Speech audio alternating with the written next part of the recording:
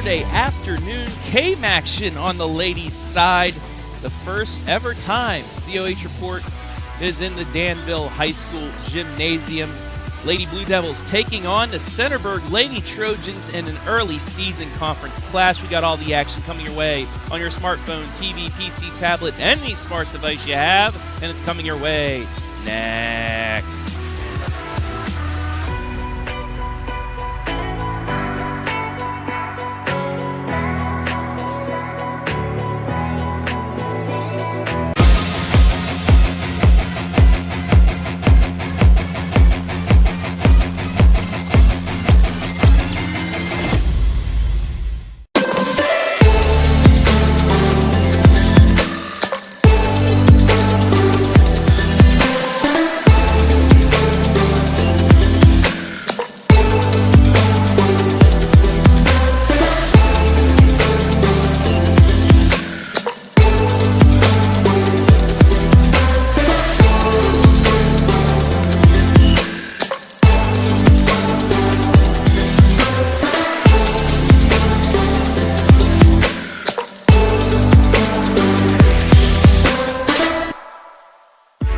You have better things to do than to job hunt or scramble to find your next great hire.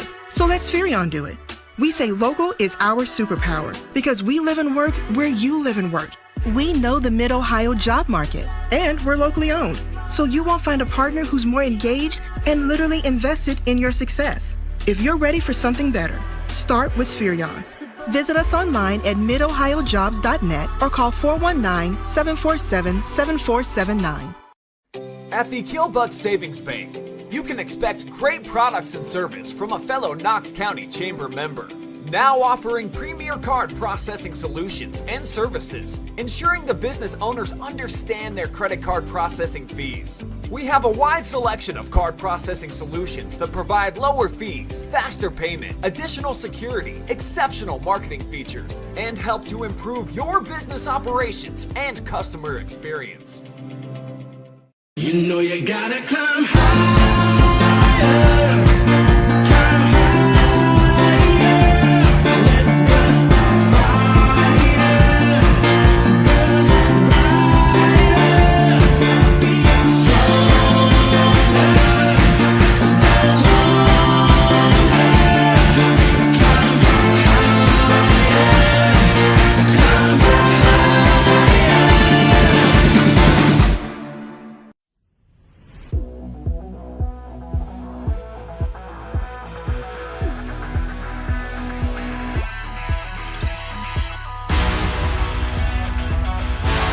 Centerburg. We welcome you inside the Killbuck Savings Bank pregame show. Travis Berardi, Brian Skowronski coming to you from Danville, Ohio. The first time ever the OH Report is in the house at Danville as the Centerburg Lady Trojans travel here to Devil Country to take on Danville. How you doing today, Ski? It's been a great Saturday so far. I'm happy to be able to speak. Wasn't able to much the last couple of days, so I've saved it all up for this game, this moment, and here we are. First time ever, like you said, in Danville, and big game for both of these schools, of course, trying to get that first win in league play. Let's get right into the tune of things in the Killbuck Savings Bank pregame and look at the team spotlight for those Lady Trojans of Centerburg. We had them on opening night. They lost a tough overtime game to Mount Vernon 52-50. They bounced back, defeated Elgin pretty handedly 65-29 before dropping a game on the final day of November to Northmore 52-39. This is a team, they can shoot the ball when they get hot, 51 points per game, allowing 44. And the Glens, under head coach Bo Glenn, they're the ones that you're going to look at shooting the three ball today, Ski. And he said anybody on the floor at any time has the green light. They're down 3 players today due to illness, so they'll have to rely a little bit more on the Glens and then some of their other top players like a Clara Johnson today to step up and try to make up for the loss of Kayla Larimore not being here today. And you look at all the accolades that she's been able to put up so far this season, and they really depend on her as just a sophomore. She was a starter last year and a big-time performer within the KMAC play, Trav. So how do they replace her? It might have to be kind of by numbers today. Yeah, and speaking of numbers, take a look at the Danville team spotlight, a young squad. Last year they won a district championship, but they graduated 6 seniors. However, they do return 6 letter winners. They're 1-2, 0-1 in the KMAC. Opening night, defeated Johnstown in a row, 38-29. Then they fell to Liberty Union in a shootout, a really good Liberty Union squad as well, 79-70, and then had a 4-point lead with a minute to go against Mount Gilead on Wednesday, but dropped that one, 51-49. They're another squad that can put up 50 points a game. However, they allow 50 points per game. Defense not quite to where Coach Matt Proper wants, as a team shooting 38%, but they're shooting around 30% from 3. And again, turnovers as well. That I can just talk about the youth of the squad, Ryan. The giveaways is what Coach Proper doesn't like, of course. And you want to be able to play fast and get up and down the floor. That's the Blue Devil style. So for them, if you can take care of the basketball, you're going to be very successful. You talked about that Mount Gilead game and what happened to them towards the end. The 4-point lead was blown because of 3 turnovers in the final minute of action. So if they can clean that up, expect them to have a very successful, fruitful season. All right, let's take it down on the floor for the anthem.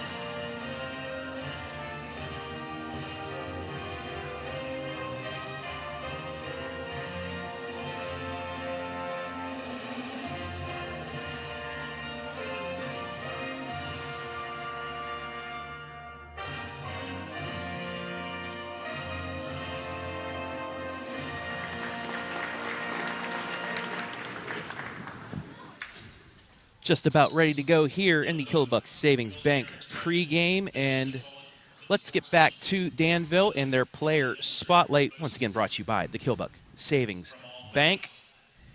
And that player spotlight is Jaylin Workman, 13.3 points per game, 7 rebounds, nearly 2 steals. She's shooting over 50% from the field, and what's even better, coaches love this, 85% from the free throw line, only 2 misses thus far this season. And I think that she's 3 for 4 from downtown as well. So when she has her opportunities, she shoots it at a very high percentage. You love that as a coach. Anytime you can get points at big-time numbers like that, 57% from the floor, and then when you get fouled and you get to earn them at the charity stripe, anything above 70% is great at the high school level. So if you're above 80, that means you are a star from the free throw stripe so far. That has been the work of Jaylin, and they're going to expect her to have another big outing here this morning. All right, let's take a look at our starting lineups first for the visiting Centerburg Lady Trojans. 3 players out of the lineup because of sickness.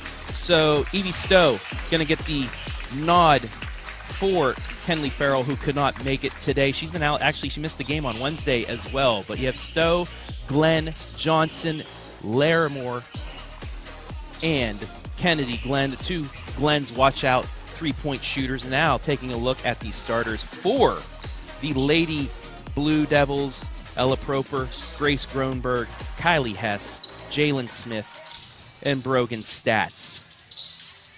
All juniors on the floor to start here today for Danville.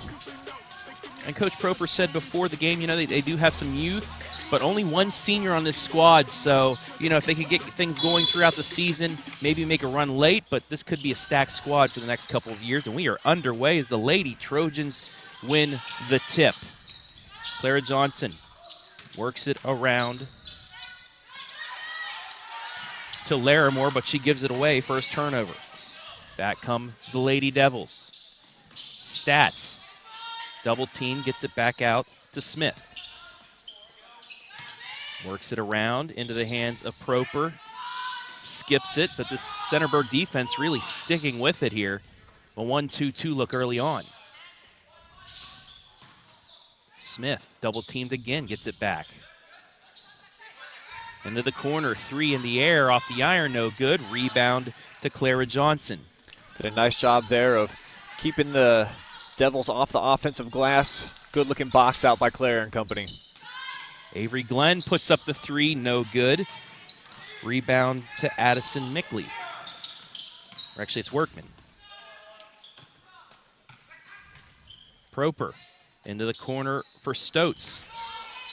Then inside to Workman, misses the bunny, but an offensive rebound put back good. Kylie Hess gets Danville on the board. And this is where they're at their best, Travis. Often make baskets. They like to get up into that 1-2-2 press. That's their bread and butter. And they like to really turn up the pace of play. I think it would certainly favor them. Nearly turned it over, but Centerburg able to get it across the timeline. Glenn gets it right side to Stowe. She'll try to drive, kicks it left side to Kennedy for 3, way off the mark. Rebound, Hess. Back come the Lady Devils ahead. Layup shot, yes. Transition bucket, Jaylin Smith. It's 4-0. Cashing in, getting up and down the floor, utilizing some of that team speed, and all these youngsters on the floor here for Centerburg. Larimore can't stop the bleeding, but she'll head to the line. Got her own offensive rebound put back, and we have our first foul of the game. That's going to go against Jaylin Workman, her first, team's first.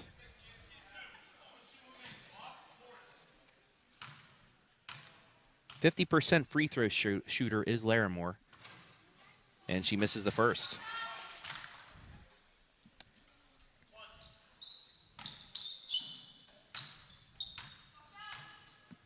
Free throw shooting has not been the greatest for the Lady Trojans as they go 50% there. No player over 66%. Something they'll need to work on as the season goes on. Yeah, at the end of games, those certainly they'll add up. Can be the reason that you win or lose as the Devils continue to crash on the offensive glass, and you see the 50-50 plays going their way. Unable to cash in that time, but what a hustle play by Jaylin Workman. Watch the effort here. She dives out of bounds to get the save over the top of her head on the Killbuck Savings Bank replay, and actually Centerburg unable to get possession, so Danville will get it back up 4-1. And those hustle plays, Trav, you're not going to find them on the stat sheet, but they certainly are some game-changing type of hustle mentality plays that can put you over the top at the end of games, especially when you're playing in league play. And you've seen Danville taking it to the bucket early. Hess unable to get that layup, but both of their field goals have come off of layups. Larimore, she hits off the move. She has all 3 points. It's 4-3. Quickly ahead come the Lady Devils. Proper from the elbow off the line, and Larimore is able to get the rebound. Adding such value so far early in this game. You can tell definitely leaning on Larimore at both ends. We'll see if she can cap this one off. Cannot. Bounces around into the hands of Workman. Coming up on the midway point of the opening quarter, 4-3 Danville. Hess from the corner, airballs it off of Danville out of bounds, and it will go to Centerburg. You want to watch? Welcome everybody watching on Facebook this afternoon. Let us know where you're watching from. Give us a shout out. We'll shout you out. On this kind of warm Saturday afternoon for December. Centerburg looking to take the lead here. Avery Glenn for 3 off the iron. But her sister's there with the offensive rebound. They'll get another chance. Unable to cash in, though. Danville on their way back. 4-3 to score. Workman picks up her dribble. She's trapped, knocked out of bounds. It'll stay with the Blue Devils, but that's Centerburg girls basketball right there. They want to speed you up, trap you, and force a bad throw. This time they got lucky, though, off the deflection. Yeah, that's kind of the desire, I think, for both of these teams. It's just that Danville a little bit more consistent with that. as they're going to get the ball back underneath the hoop. And for Centerburg, they're being forced to take a lot of distance shots so far, which, as you look at the numbers, just it doesn't really tailor well to their style of play. Proper into the lane, layup shot too strong, offensive rebound put back. And Brogan Stotz will go to the line. Third offensive rebound. Just feels like the hustle plays kind of all belonging so far here in the early portion of this game to the girls in the white uniforms. Maybe it's playing at home. It's an early start time. 1 o'clock tip-off here at Danville, but definitely the Devils are getting after it a little bit more than their counterparts so far. Olivia Joyner checks in for the Lady Trojans as Stotz misses the first, makes the second.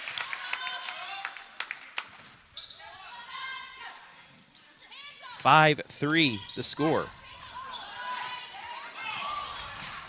Glenn tried getting it inside, deflected right back to her. She'll get it back out to Larimore, but a double dribble. Second turnover for Centerburg.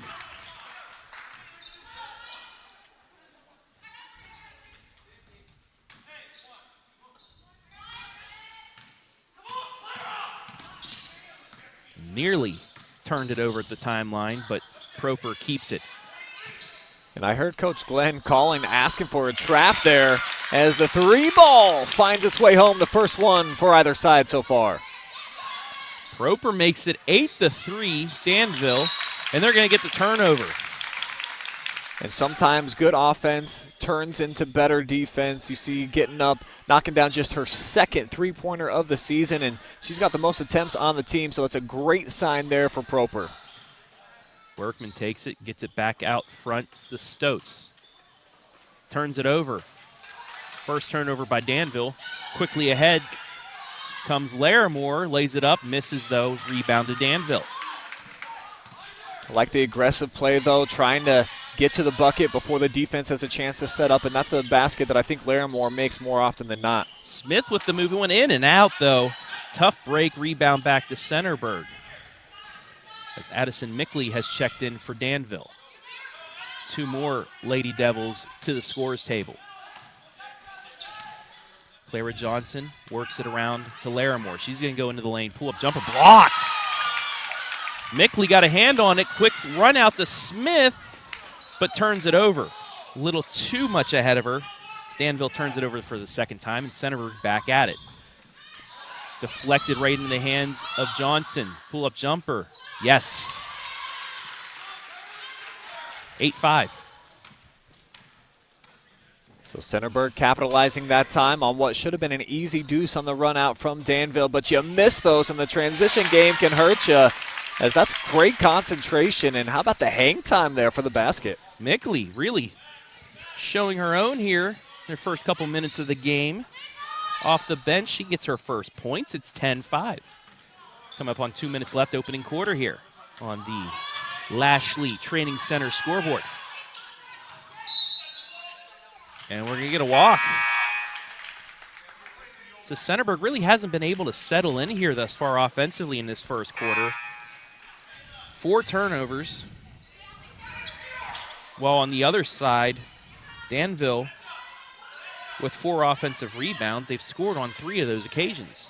I think you got to more credit just aggressive Danville defense than bad offensive attack so far for Centerburg on that end. In terms of the turnovers, I just think that Danville does a nice job so far of not fouling, but keeping some consistent pressure, which Centerburg trying to do right now. Lady Devils need to get it across the timeline. They do. Quickly ahead to Hess. Back out for 3. In and out. Offensive rebound again. Puts it back. And Grace Gronberg will go to the line. Danville just outworking Centerburg inside the paint. I mentioned that a couple of times so far, I think, in this first quarter, and that clearly is the difference right now. That's why Danville's got them doubled up. They're just going after every single loose ball with some aggressiveness and crashing the boards with a little bit more intensity so far than the Berg. First free throws of the season for Gronberg, and she hits them both. 12-5 Danville, coming up on 90 seconds left in the quarter. Nice job of dribbling out of the trap that time. Should have been somebody open early. Got it inside to Joyner. Gets it back out for three. In and out. And we're going to get a foul on Centerburg on the rebound. Look like that's going to go against Larimore. A push-off to try to create some space, and that's exactly what it is. You see a bit of an extension there. And Danville, great opportunity here with a $120. We'll see how aggressive and how quickly they elect to get into their offense. As Centerburg trying to speed them up as they're going with the 1-2-2 trap. Nearly got the interception, but instead it's going to set up a shot by Hess for three. Airballs it into the hands of Larimore. She's going to try a run out. Deflected. It'll stay with Centerburg with just under a minute left. Larimore almost dribbled that off of herself out of bounds. Catches a break, and now Centerburg with a chance to try to eat away at this deficit as we're sub 1 minute to go here in this opening quarter. Stowe will begin the offense. Pick and roll, doesn't see it, gets it over to Glenn. Back to Stowe, corner three in the air. Yes, they needed that bucket. Cuts into the lead, it's 12-8. That was huge for them. They've tried a lot of threes. I think about 5 of them. First time they've been able to cash in and getting the defense at the other end. That's what I'm talking about, Travis. Sometimes a bucket, that's all you need to start turning up the environment down on the other end defensively as Larimore with the take and one, baby. Counted in the bucket. And Centerburg coming alive here in the last minute of the opening quarter. It's 12-8. Be 12-10 now. There it is. Foul's going to go against Gronberg, her first. 6-0 run now for Centerburg.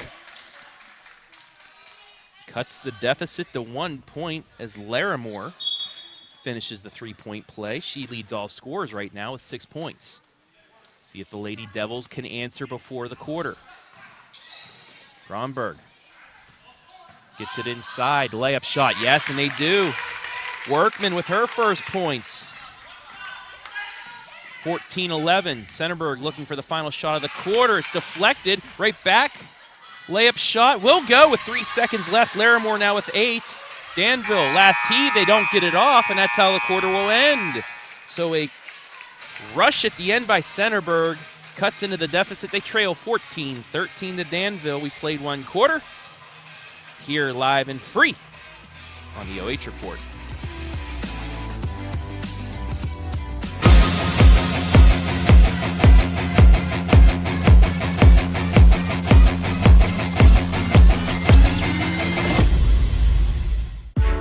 You have better things to do than to job hunt or scramble to find your next great hire. So let Spherion do it. We say local is our superpower because we live and work where you live and work. We know the Mid-Ohio job market, and we're locally owned. So you won't find a partner who's more engaged and literally invested in your success. If you're ready for something better, start with Spherion. Visit us online at midohiojobs.net or call 419-747-7479. At the Killbuck Savings Bank, you can expect great products and service from a fellow Knox County Chamber member. Now offering premier card processing solutions and services, ensuring the business owners understand their credit card processing fees. We have a wide selection of card processing solutions that provide lower fees, faster payment, additional security, exceptional marketing features, and help to improve your business operations and customer experience.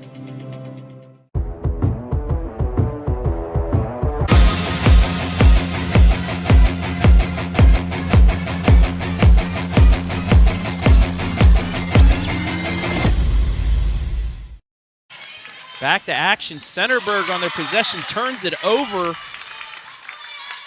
And it's put in by Mickley as the Lady Devils get the first bucket of quarter number 2. It's 16-13.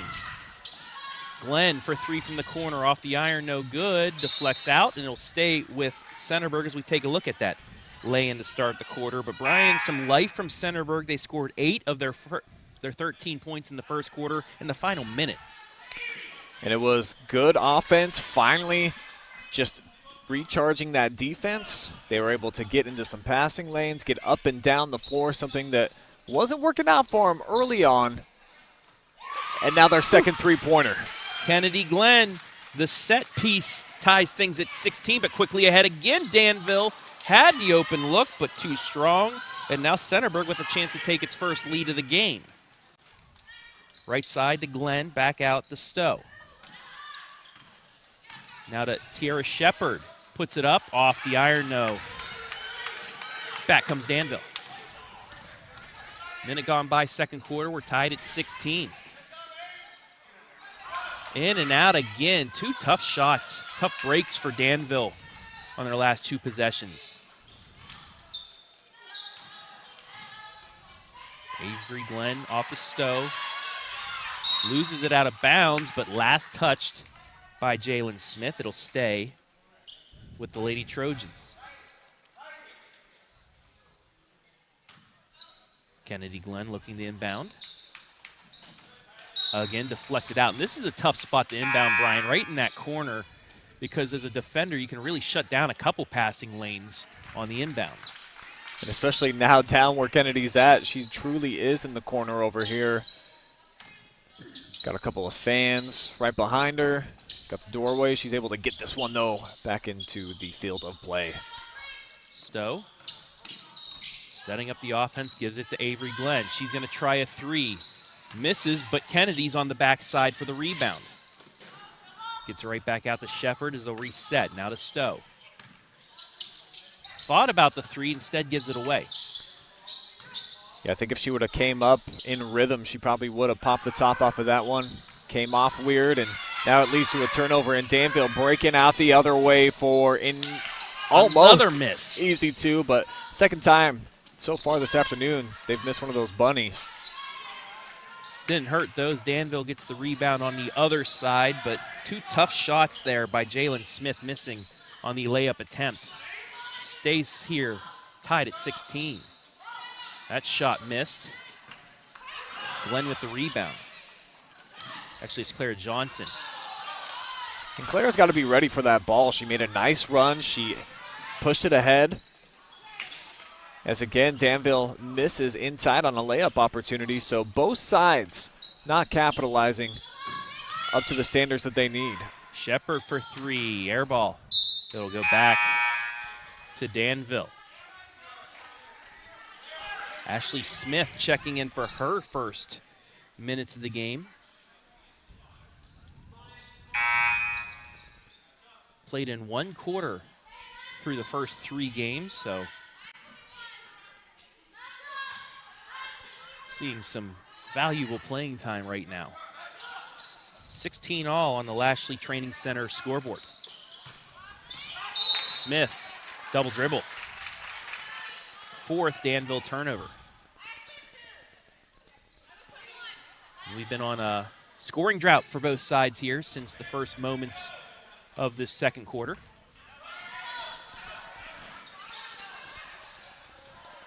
But Centerburg breaks that. Yeah, it wasn't for a lack of good looks. Both sides have had their opportunities so far here in the second. Danville, though, ill-advised deep pass right there. Three defenders, just one offensive player. And all of a sudden, they were so clean early on in the contest. They're the squad that's starting to have those bad giveaways, which has been the case for them so far through 3 games and a quarter.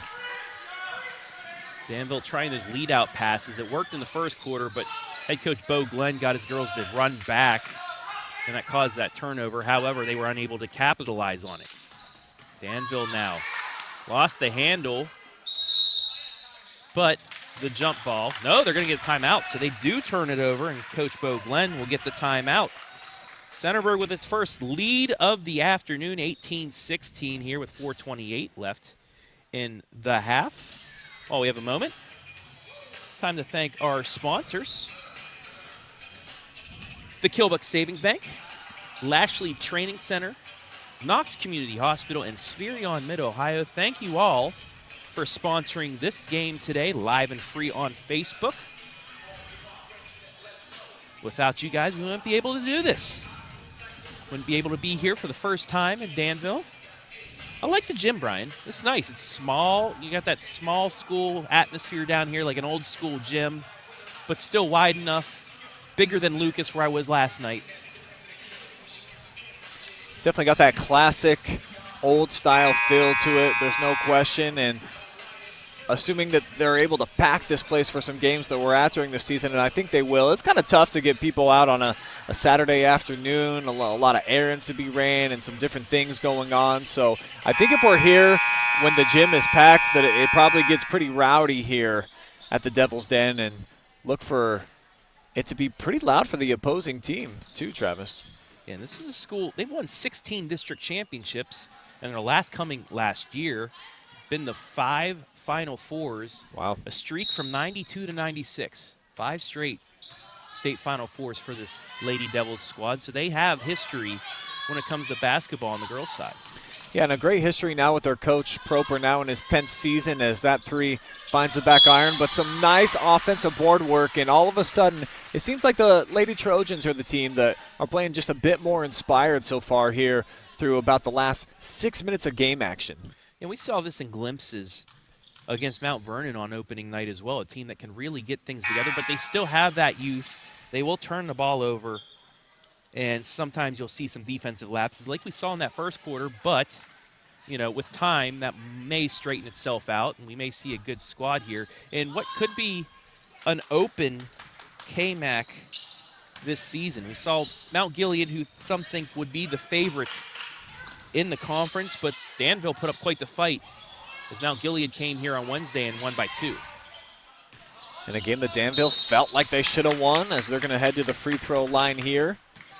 And you're absolutely right. I think the Knox-Morrow Athletic Conference is up for the grabs this year. That there's not the juggernaut that we've had year after year after year with the Pirates of Cardington Lincoln, already kind of a shoo-in at the beginning of the season. They're a little bit down this year, so expect this to be an awesome conference title race that will head down into the final weeks. Yeah, them in Fredericktown, that was a great game. Earlier this week, we had live and free on the OH report. That one went to overtime on a lay-in by a freshman from Fredericktown to force that, but Cardington able to get the victory. Centerburg up 19-18.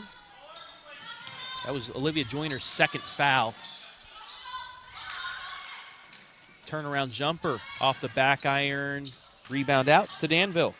I like that offensive possession, though. They spread them out, 4 corners look. You bring Larimore to the middle where she's got a lot of room to operate. Just wasn't able to knock down the jumper and almost created her own second possession with the nice hustle play. But Danville able to clear. And offensively, they're having some problems. So we're going to get a timeout here from Coach Proper. Probably just try to assess some things with this ladies, maybe break it down. And sometimes maybe all it takes is a motivational speech too. Yeah, and that was something. You're in the corner. You still have your dribble. You're able to dribble out of that, but I think that's what Coach is saying. You know, one-on-one, they're right in your grill. You might as well try and drive around them or even try to draw the foul. But, you know, you'll see this with some youth. Get a little, you know, hectic, maybe turn it up to 110 miles an hour and only needs to go 70. But like most of the teams you'll see in the KMAC, give it some time. You'll have some good quality basketball being played. 3:27 left here in the opening half. Centerburg leading 19-18. It was Danville for the first 7 minutes really controlling this, but 8 points in the final minute by Centerburg, and then the run they've been on here in this second quarter has them in the lead. Proper gets it outside. Yeah, it really has been a nice turnaround for Centerburg at both ends of the floor. You see, once they started making baskets, and I think it's the case for both sides here, Travis, so that they just kind of feed off of their defense and being able to get up, set up in traps, like that full court pressure or at least 3/4 court. And so far, it's the team that's been able to score, that's been able to set up in that, has been able to speed up the opposing offense so far.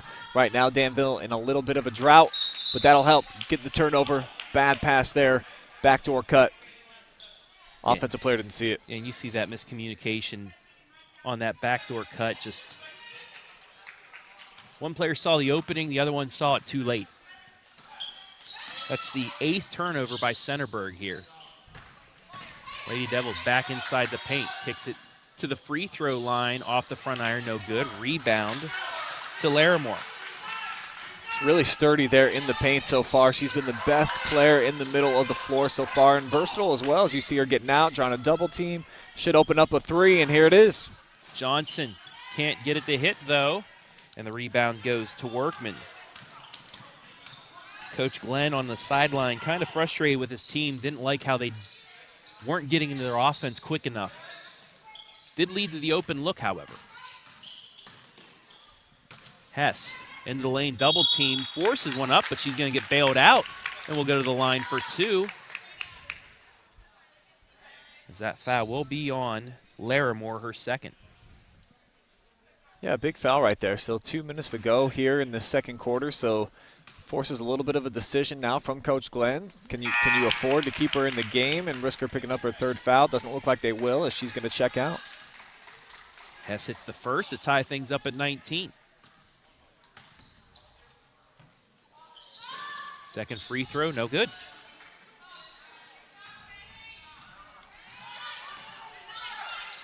Lady Trojans into their offense. Need somebody to get over there, close to a 5-second call, but it's a turnover. And then a frustration foul. That's going to go against Avery Glenn. That'll be the team's 6th. So for the final 146th, the Lady Devils will be in the bonus. And that's just straight frustration foul there after turning the ball over. Proper working around, looking for the backdoor cut. Instead, keeps it herself, takes it to the hole, but misses the layup. Another missed attempt there inside the paint for Danville. Under 90 seconds to play in the half. Stowe looking for the backdoor cut, instead gives it off to Glenn. Now to Shepard, nearly turned it over. And again looking for that backdoor cut, and again miscommunication, the 9th turnover on Centerburg. I think Shepard's got a fair point. Make your way to the basket. You don't always want to hang out at the three-point line and looks to get those wide open looks, and especially for Centerburg, who has not shot it that great so far from downtown early on in this contest.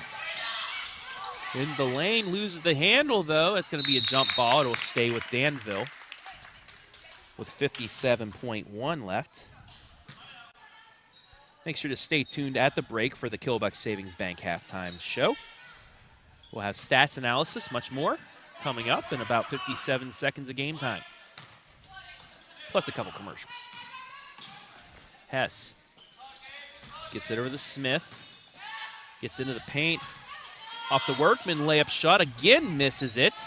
And again a rebound to Centerburg.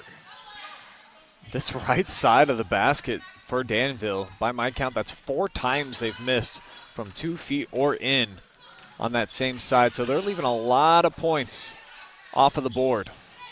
Glenn tries the 3, no good. Rebound to Smith. 23 seconds left. They have time. Workman forces it inside, turns it over again. 8th turnover on Danville. Quickly ahead. That's Johnson. Gets it to Avery Glenn, nearly loses it, but it gets to Shepard. 10 seconds left. They got to go. Stowe with it. 4 seconds. Shepard with 3. Gets it to Glenn. Doesn't see the clock, though, and that's how the half will end. Frustrating end to the first half on both sides. We played 2 quarters. We're even at 19. We'll take a break. Be back with the Kilbuck Savings Bank right here, live and free on the OH Report.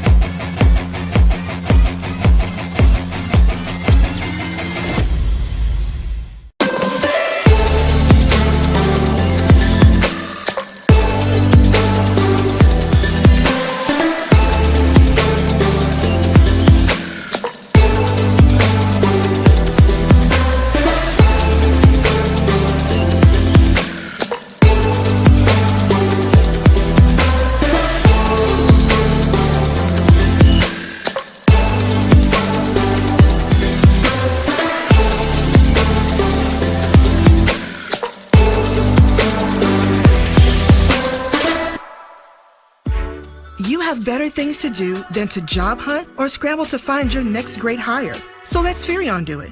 We say local is our superpower because we live and work where you live and work. We know the Mid-Ohio job market, and we're locally owned. So you won't find a partner who's more engaged and literally invested in your success. If you're ready for something better, start with Spherion. Visit us online at midohiojobs.net or call 419-747-7479. At the Killbuck Savings Bank, you can expect great products and service from a fellow Knox County Chamber member. Now offering premier card processing solutions and services, ensuring the business owners understand their credit card processing fees. We have a wide selection of card processing solutions that provide lower fees, faster payment, additional security, exceptional marketing features, and help to improve your business operations and customer experience. You know you gotta climb higher.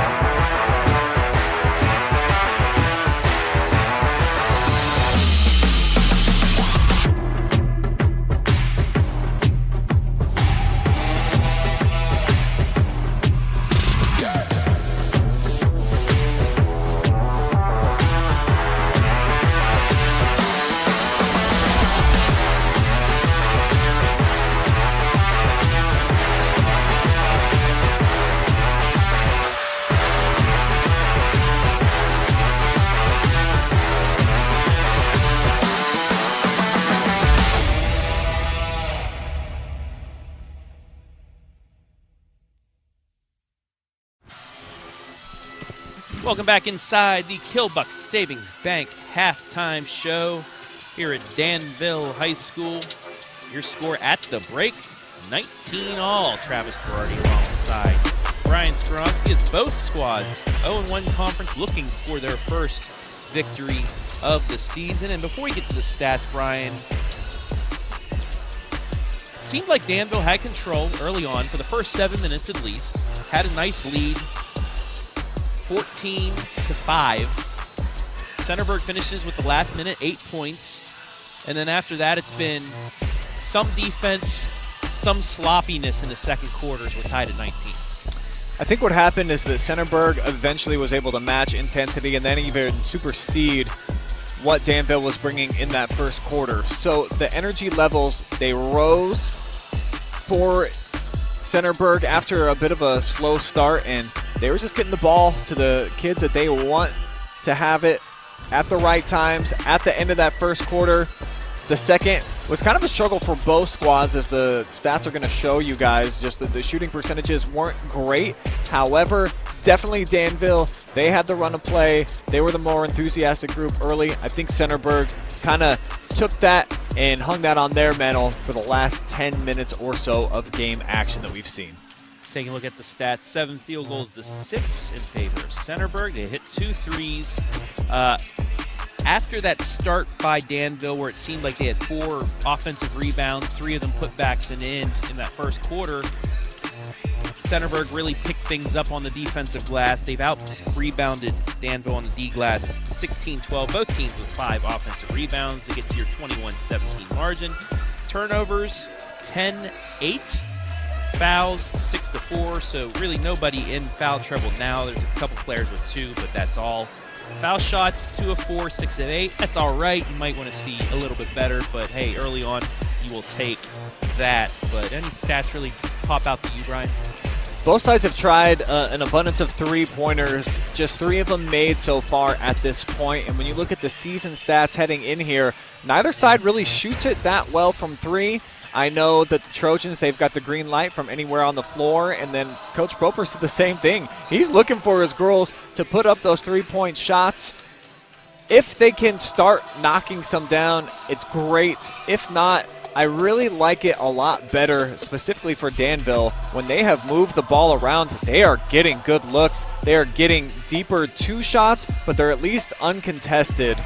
So for the Devils, I think you got to make a decision sometimes to shy away from trying to get those 3 points and just move it in. And it's a little bit old school. Maybe that's my mentality being in my mid-30s, but I would almost rather take an uncontested 10 to 12-foot jumper than I would a 3-pointer when you've just made one so far through a couple of quarters. So I think if either side, if one unit can start knocking down a couple, they're game changers, Trav.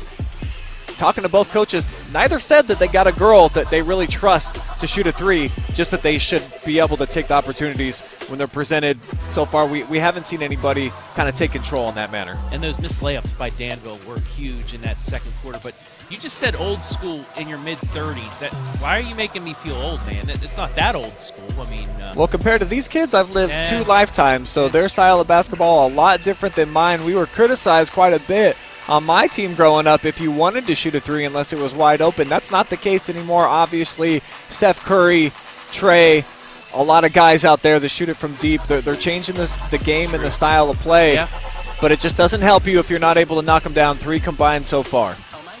And give me arthritis just thinking about that. I want to say hello to Kendra, who commented on Facebook. We want to welcome you guys in once again on Facebook. Thank you for watching this afternoon, live and free, right here on the OH Report, the exclusive live stream provider of the KMAC, Ryan. Very excited that we're going to be at every single gym for the 7 schools within the conference during this winter sports season. We're going to have a combination of boys and girls basketball, some wrestling as well. So thrilled to death that all of the athletic directors within the conference and the coaches, they wanted to work with us, and we get an opportunity to go into some places that I think this is actually the only KMAC school that we had not been. This is the only gym I have not been in. We've been in every other gym the last couple of years, but this finishes the checklist, so I have completed the KMAC Trav checklist on coming down here. I've not been, though, to Mount Gilead or Cardington football fields, but I've been to the gyms. So maybe next year we'll get into that, but just about 2 minutes away from the start of the second half, and your Coach Proper first, Brian. What are you telling your girls? I know we were talking about this just now, about those shots and everything, but defensively, what do you want to see from them? I thought they did a pretty nice job. It's just that at the beginning of the game, what was so effective for them, Travis? Making baskets and getting set up in their 1-2-2. They made, I think, just 1 field goal after the first 6 minutes of gameplay. So they really, really cooled off, and they weren't able to get into their bread and butter. So I don't think there's a whole lot more to say other than you got to capitalize, you got to finish when you're able to get into the paint and get those shots from point-blank range like we've had. You got to be a lot happier with what your team presented, I think, through the first 2 quarters if you're Danville than on the other side for Centerburg, and that's why the Blue Devils were out on the court first. Few more things for Coach Glenn to talk to his ladies about, but they started bringing the energy at the end of the first quarter and then continued it into the second. So I think that this is anybody's game. Obviously, we're tied up at 19 apiece, and it's just going to be about shot making. A lot of times at the girls' game, it'll come down to that. Who can knock down more open shots and then take care of that basketball? Turnovers, not a problem for Danville in the first quarter. They became more of a problem in the second quarter. They're averaging 20 per contest. That's too high. If they can trim that down here in the second half, got to like your chances if you're the Devils playing at home. Some scoring in the first half. 7 Lady Devils broke onto the scorebook. They're led by Ella Proper, 5 points. Addison Mickley with 4. Kylie Hess with 3. Jaylin Smith, Jaylin Workman, Grace Groenberg with 2, and then Brogan Stotes with 1. As for Centerburg, they're led by Kayla Laramore's 8 points. Clara Johnson with 4. Kennedy Glenn, Evie Stowe with 3 each, and Olivia Joyner with 1. This has been the Killbuck Savings Bank halftime report. 16 more minutes left here in this KMAC clash. We're tied at 19 and underway in the second half. Centerburg going left to right on your screen. Red jerseys, gray lettering. Danville going right to left. White jerseys, blue lettering as Glenn tries a 3 off the side iron out of bounds. It'll go to Danville for the first possession of the half, number 2. And with the ball going out of bounds, though, it allows for Centerburg to get in their full court pressure. And both units really emphasize this look. They like the 1-2-2 to try to speed things up and almost force two turnovers. And they now finally do. Yep. 9th turnover by Danville. Back comes Centerburg. Stowe to the lane, and she's going to get fouled. And we'll go to the line for 2. That'll be a foul on Kylie Hess. But also, back on the other end, Danville, I'd like to see, instead of that extra pass along the baseline, take that up. Maybe get fouled, go to the line, but instead they went for the extra pass. It turns into a turnover. It's the giving season, though, Trav, so these girls just trying to get into the holiday spirit. We're a couple days now into December, so I think that you truly can kick off that Christmas season. But you're right, sometimes it's better just to be a little bit of a Scrooge, be selfish, and it'll help out your team. Stowe was 2 of 4 coming into this one shooting free throws, and again goes 1 of 2, so that 50% number stays.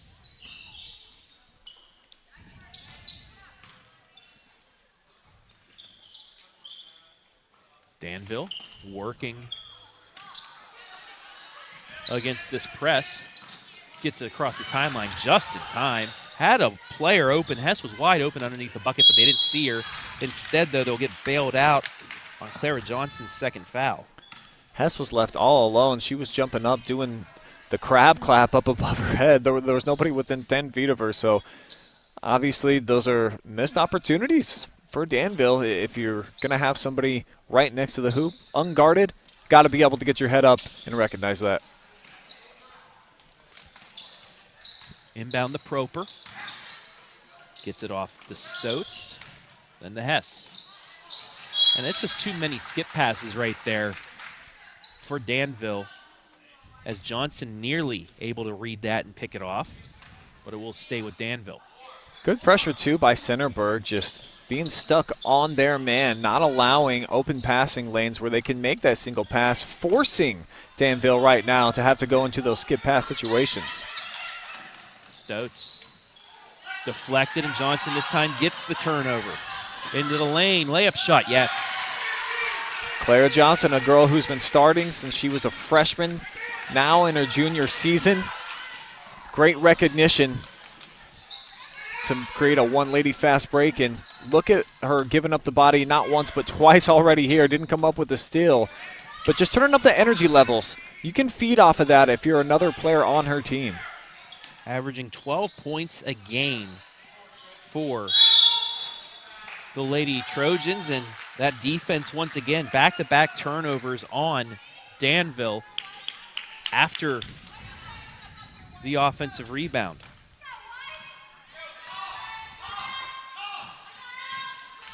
Lady Trojans by 3. Larimore with the runner off the glass, no good. Johnson nearly had the offensive rebound, but it's taken away. Back comes Danville. Proper gets it straight ahead to Stotz, back to Proper, now into the corner. Smith drives it in, nearly loses it, gets it back out. Works it around, open 3, too strong, backside offensive rebound, put back blocked out of bounds. Larimore got a hand on it and saves the bucket.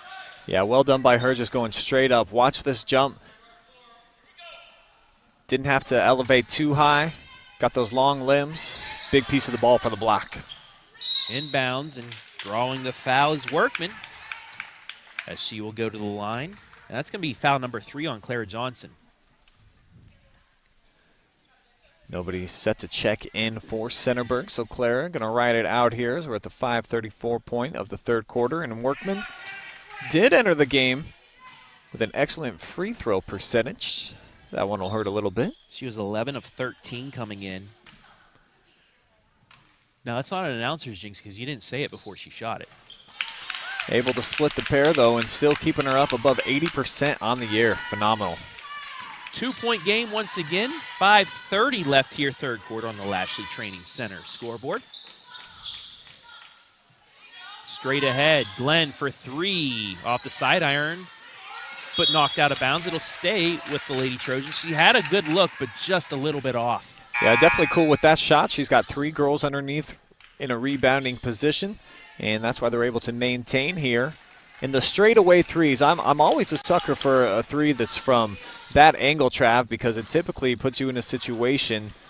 Not only is it a higher percentage to shoot it from there, but you can also have a better chance for the rebound that it's not going to come off in one of those crazy directions from the corner or something. Kennedy does have 7 made three-pointers this season, but she travels there.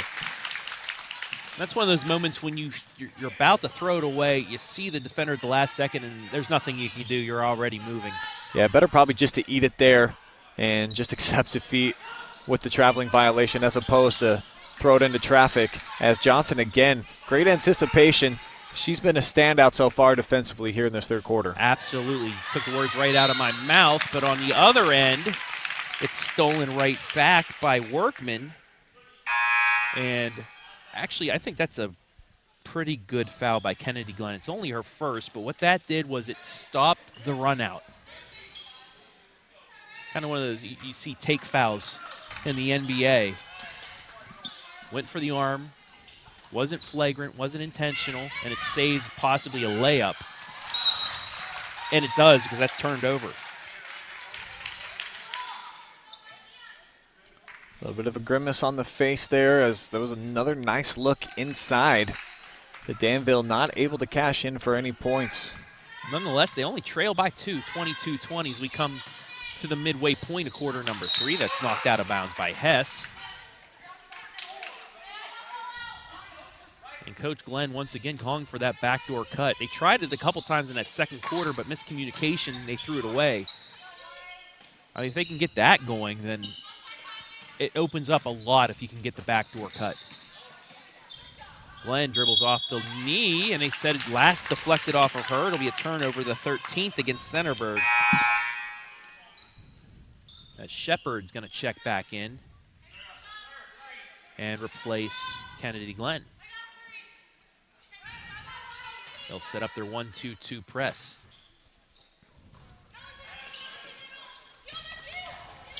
And it works, turns it over.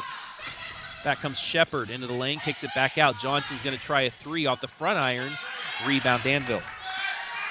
Not really Clara's game that time in the transition. Putting up the 3, would like to see her try to make something happen off of the dribble or swing it. Great pass. Transition, but blocked again by Larimore. Somehow it stays in, shot no good. And a rebound to Centerburg. Definitely looked like that was going to be going out of bounds. Back to Danville. Though how about the read, coast to coast. Pick 6. Mickley with her 6th point. We're tied at 22. Excellent job right there of just getting into the passing lane and turning some excellent defense into 2 points at the other end. This will be a jump ball to stay with Centerburg and allow a couple substitutions to come in for the Lady Devils with 3:32 left in the third.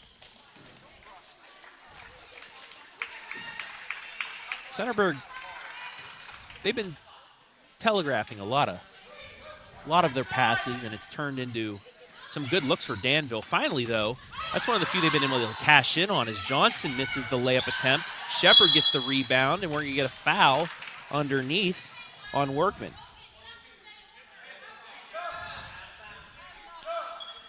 Give Centerburg the ball out of bounds right under the basket.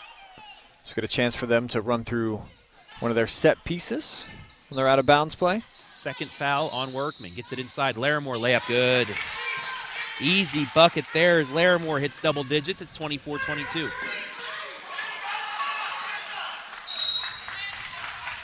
Look at Coach Glenn trying to get his unit fired up. He senses it here. Danville really has been cold from the field since that first quarter where they sprung out to the big lead. And this is what he's wanted. He's seen it. He wants them to speed up Danville, and they finally do. And what happens? They get the turnover. Stowe gets it to Johnson, back out to Glenn. Works it inside, threads the needle to Larimore, and she's going to get fouled. That's a tough catch for her, looking like Stephon Diggs in there. She's been a menace all over the floor so far. Definitely the best player for Centerburg, being able to handle the pressure and doing some nice work inside as well. That's going to be the third foul on Workman, so she's going to have to take a seat. And another foul. It's going to be the third on Groenberg. So you see Danville, they're getting their hands in the passing lanes, but just a little too much. It's just a tough assignment to have Larimore because she's such an inside-outside threat. No matter where she is on the floor, you got to account for her. Glenn unable to get set. However, Danville not able to get the rebound. Johnson into the lane. Kicks it back out to Avery. Working around the Shepherd. She stops her dribble. Kicks it back to Larimore. Deep three. Yes, nothing but net. That's a big shot off the second made possession there. Largest lead of the afternoon now for the Lady Trojans. And they get the turnover again, speeding things up. Stowe into the lane. Layup good. Give her 6 points. And now Centerburg's really getting into their game. Momentum definitely flowing right now with the Trojans. They're all over the floor, turning defense into offense. A 7-point Lady Trojan lead. Inbound to Groenberg. Now to Hess, drives it in. Pull-up jumper too strong. Offensive rebound doesn't go. And into the hands of Larimore. And a jump ball will go to Danville. So that time they were able to get some hands on it and force the change of possession. And for Mickley right there, you've got the defender with her back to you. Just got to go up strong and put that thing home. Danville's missed way too many shots in the paint so far that you would expect them to convert. And add that to it. Under 2 to play in the third. Shepherd traveled, shuffled the feet as she caught it.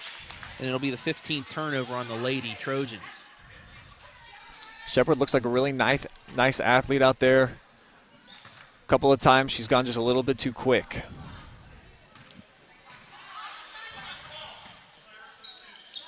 Danville this time slowing things down, able to break the press. Shot from the baseline is true. Nicely done by Mickley as she has 8 points off the bench. Cuts the deficit to 5 with 90 seconds left in the third. And that's that mid-range game that I was talking about. I think that's there all day off of the pressure if they're able to exercise a little bit of patience and wait for those type of shots to open up. Great job breaking the trap. Goes out of bounds. I don't know. That looked like it went off a Stowe's foot and back for a backcourt violation, but instead they said it went off a Danville. So it keeps the possession alive for Centerburg. That could have been a big change of possession. Instead, ball don't lie. Danville does get the steal and a foul. Yeah, you definitely heard a lot of parents letting the officials know that they felt the exact same way that you did, Travis, about that previous backcourt violation. But sometimes the sports gods are not cruel, and they'll pay it forward after a missed one. That's Stowe's first foul. Danville with a chance to cut this to one possession. Groenberg loses it, though, and turns it back over. 1 minute left in the third. Stowe across the timeline, slowing things up for a moment to get a screen. Kennedy Glenn ball fakes, gets it back out to Shepherd. Kicks over the Stowe. She'll try the three. Off the front iron, rebound, stays with the Lady Trojans, but thrown away.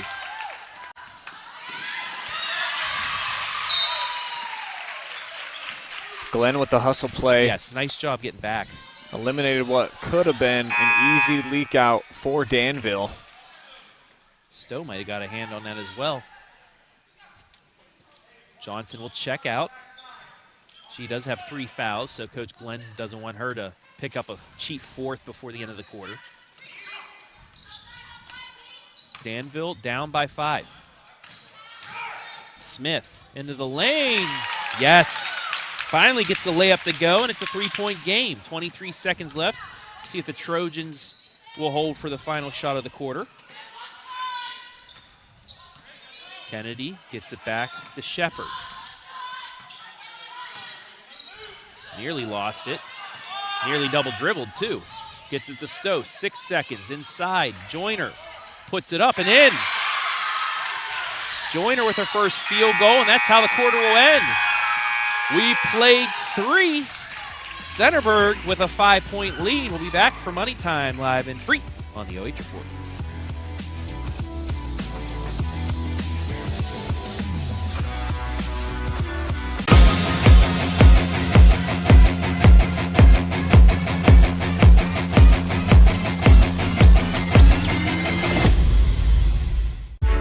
You have better things to do than to job hunt or scramble to find your next great hire. So let Spherion do it. We say local is our superpower because we live and work where you live and work. We know the Mid-Ohio job market, and we're locally owned. So you won't find a partner who's more engaged and literally invested in your success. If you're ready for something better, start with Spherion. Visit us online at midohiojobs.net or call 419-747-7479. At the Killbuck Savings Bank, you can expect great products and service from a fellow Knox County Chamber member. Now offering premier card processing solutions and services, ensuring the business owners understand their credit card processing fees. We have a wide selection of card processing solutions that provide lower fees, faster payment, additional security, exceptional marketing features, and help to improve your business operations and customer experience.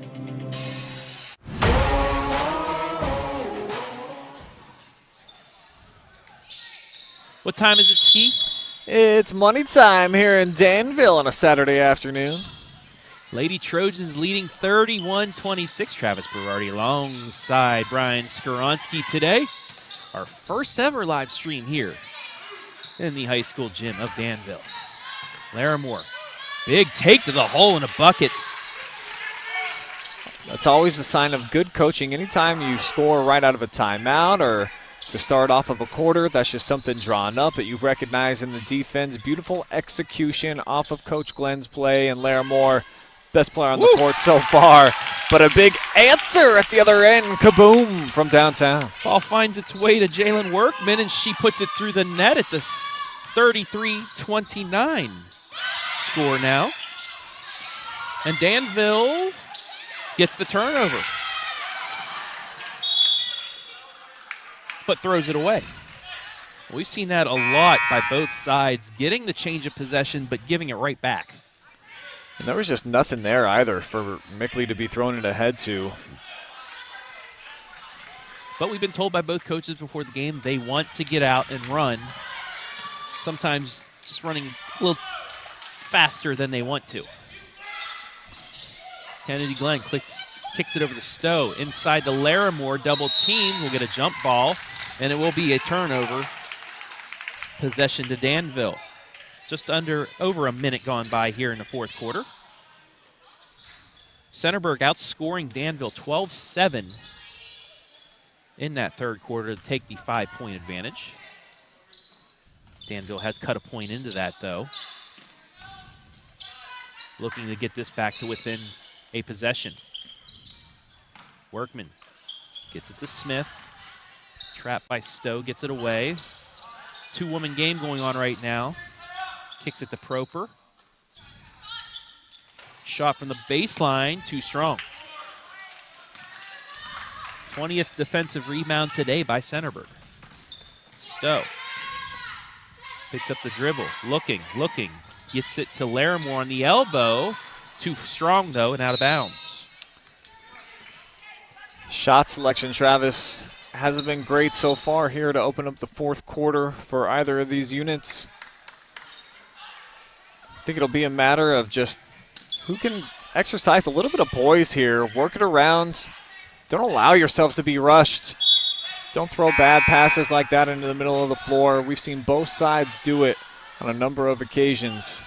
And that looked like it was going to go out on Danville, but Glenn just got a fingertip on it to keep possession with the Lady Devils. Looking to inbound. They do inside the lane. Perfectly executed. Workman with her 8 points. It's 33-31. That was beautiful, and so far the scoring that we're seeing outside of that three from Danville coming off of those out-of-bounds plays where it's nice and structured. Nice execution, as you said. Johnson unable to get it to go, but Larimore's there with the rebound, and she'll go to the line. Yeah, Danville executed the perfect screen for screener inbound play to get that open look. Foul's going to go against Jaylin Workman. That's her 4th.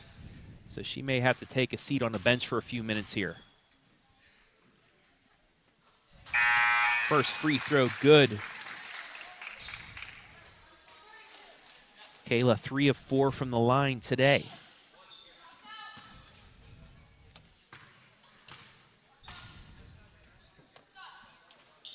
Drains another one. So a lot better than her 3 of 6 performance coming into the day. Nearly intercepted. It's tipped off the hands of Danville, but saved in play.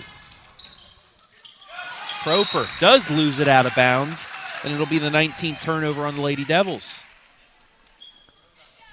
Season average of 20. Looks like they're going to top that here today. Not a winning formula for success. Danville still within striking distance, though.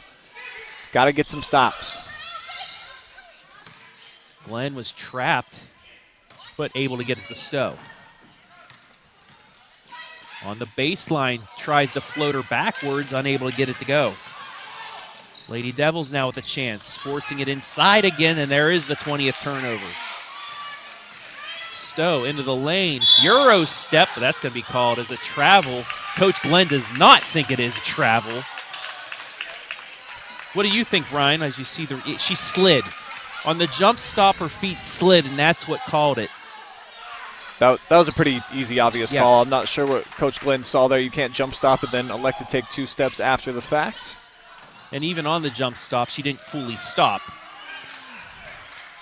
Boy, 3 turnovers here in the last minute for Danville. It's gotten sloppy for them.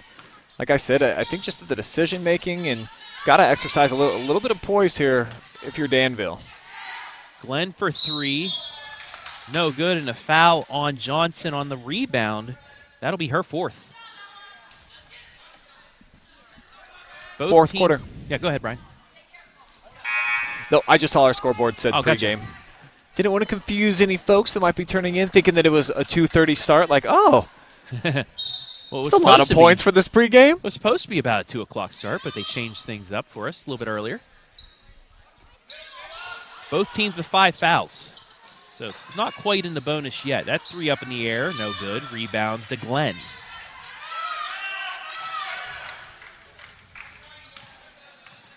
Centerburg by 4 as we approach the midway point of the 4th quarter. Nice spin by Shepard, puts it up, but can't get it to fall. Back comes Danville. Both teams have had opportunities to really pull away, but haven't. And Mickley brings Danville back a little bit closer, as Coach Proper will call a timeout. 35-33 with 3:53 left in the game. And while we have a moment, as you take a look at that sweet shot there. She loves that baseline shot as well. I myself like using backboard. Her, on the other hand, doesn't need it. While we have a chance, time to thank our sponsors one more time as you take a look at some happy Danville fans bringing it back. Killbuck Savings Bank, Lashley Training Center, Knox Community Hospital, and Spherion Mid-Ohio. Thank you all for being sponsors this afternoon. They'll allow us to bring you these high school live streams live and free right here on Facebook this afternoon on this conference championship Saturday in college football. Utah already upsetting USC last night, and I know that makes Ohio State fans happy. It does indeed. And also the second championship worth noting, TCU and Kansas State. I also know Ohio State and Michigan fans watching that game closely. Kansas State with the 14-10 lead at the half. There is a scenario that Ohio State can still get the 2 seed. I wouldn't think, though, but I don't know with the way the committee votes. I think that they're in, though, no matter what. They're in no matter what. I was saying with Kansas State, if they were to win and Michigan to lose, but I'd still think they'd give Michigan the number 2 seed based on head-to-head, but it's a loss to Purdue, so I don't know. Euro step doesn't go, but Shepard gets her own rebound, puts it up and in, and once again, Danville cuts it to 1 possession, but Centerburg answers. Looked like Shepard actually got away with the travel that time. It was another Euro step attempt that I don't think came in full fluidity, but the Trojans, wow. Great pass inside from Stowe to Shepard. She has the last 2 field goals, and it's a 6-point game once again for Centerburg. And they've read that skip pass multiple times since the end of that first quarter.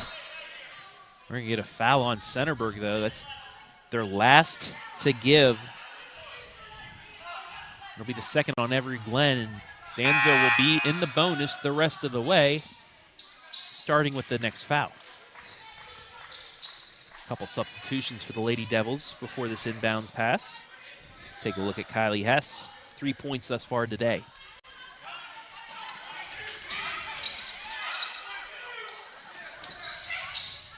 Just gets it in before the 5 count.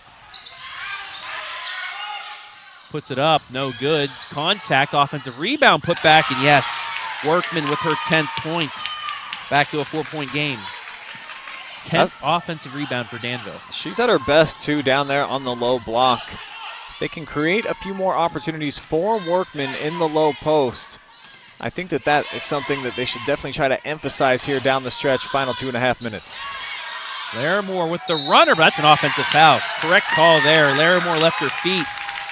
Defensive player was set. That'll be her 3rd. Another great look on the Killbuck Savings Bank replay.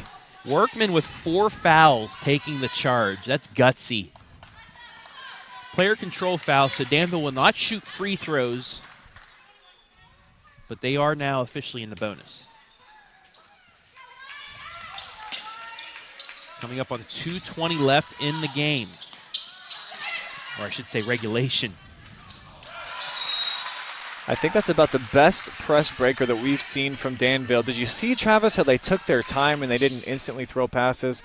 It didn't work out for them, but they were at least able to evade that pressure and get it into their offense. Definitely something they can build on, especially as head coach Bo Glenn avoids the jump ball call and will get a timeout. Still had 4 timeouts left, so it doesn't hurt him that much. It's a 30-second timeout. Game reset for you. 39-35 Centerburg leading. They have the possession arrow. Danville will be shooting 1-1. They have a foul to give remaining, both teams with 3 timeouts. Take a look at head coach Matt Proper. Last year's district champions in Division IV, Danville. And though they graduated 4 starters, there's a lot back on this team. I think that they have 6 girls that logged significant minutes for them a season ago. A lot of juniors on this team. Some of them getting their first taste of varsity action. But I think the tools are there. It's just a matter of putting them all to use at the right time. But you can't allow big bombs like that from open shooters. Avery Glenn with her first field goal of the day gives Centerburg its largest lead, 7 points with 1:45 left. Danville's going to need to answer on this possession. Into the lane, forces one up, and it goes. Workman with the tough shot. She has 12 points.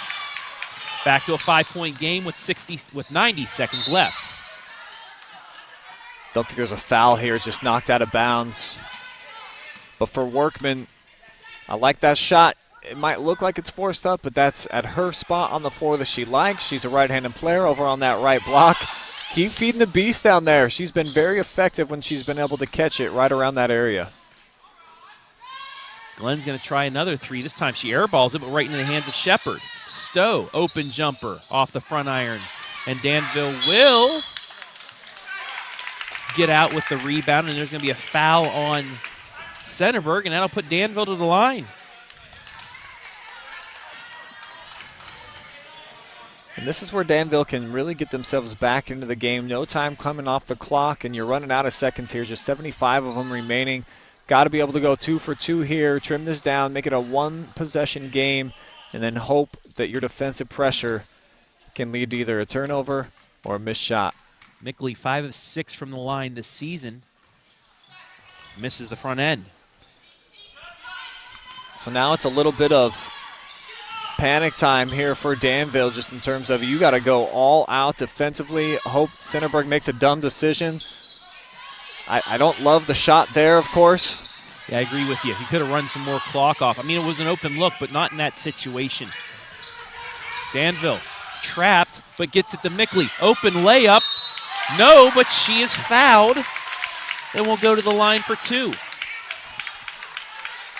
So it's same situation here. Just 20 seconds later now for Danville. It all boils down to knocking down your free throw shots to give yourself a chance. If you don't make them, you basically end your night. And that's the 5th on Kayla Larimore. So she will foul out with 17 points.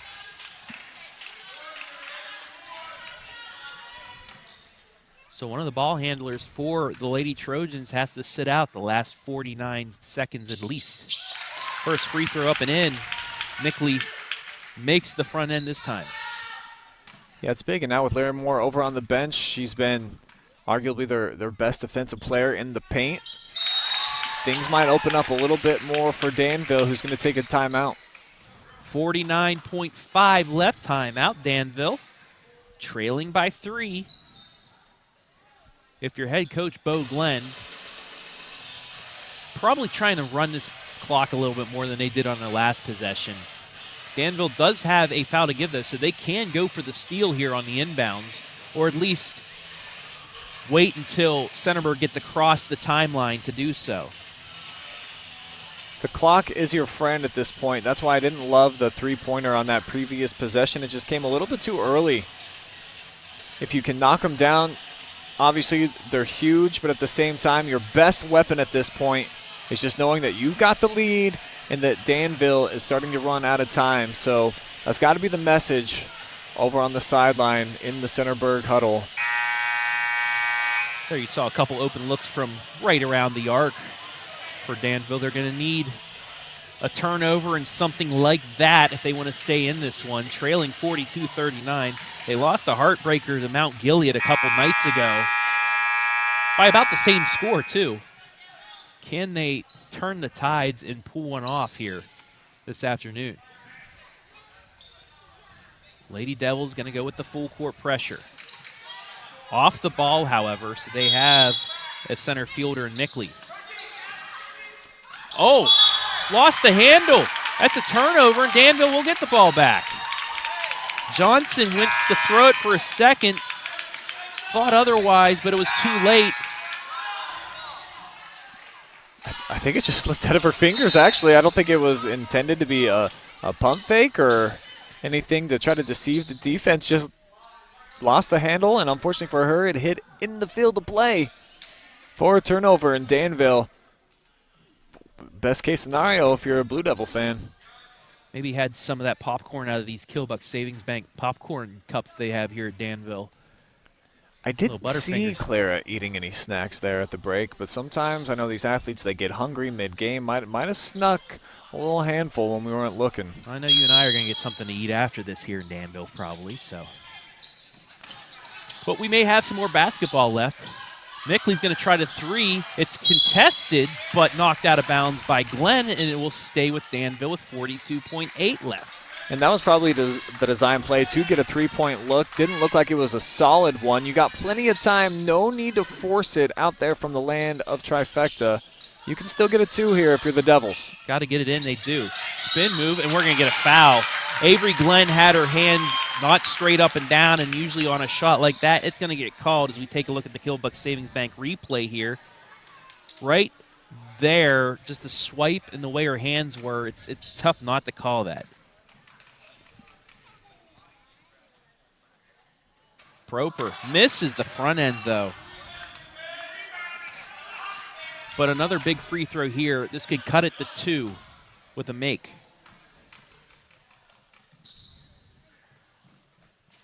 And she hits. 6 points for Ella. A couple substitutions to set up another press break.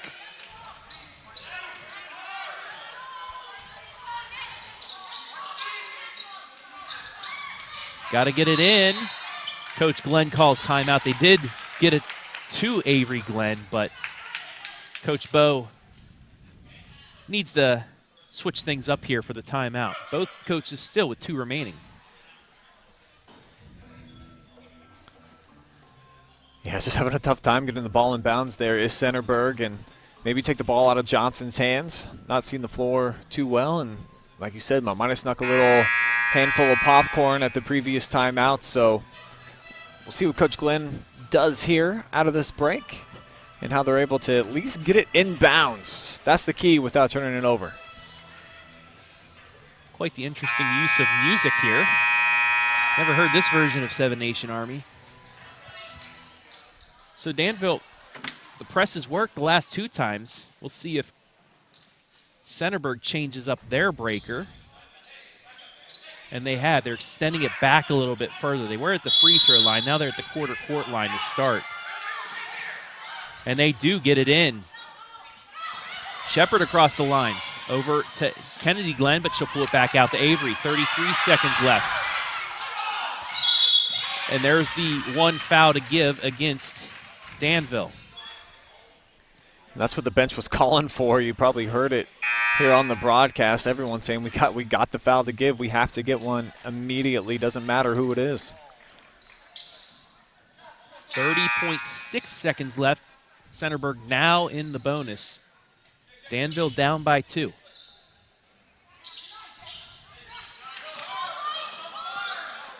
Glenn looking to inbounds, and she throws it away.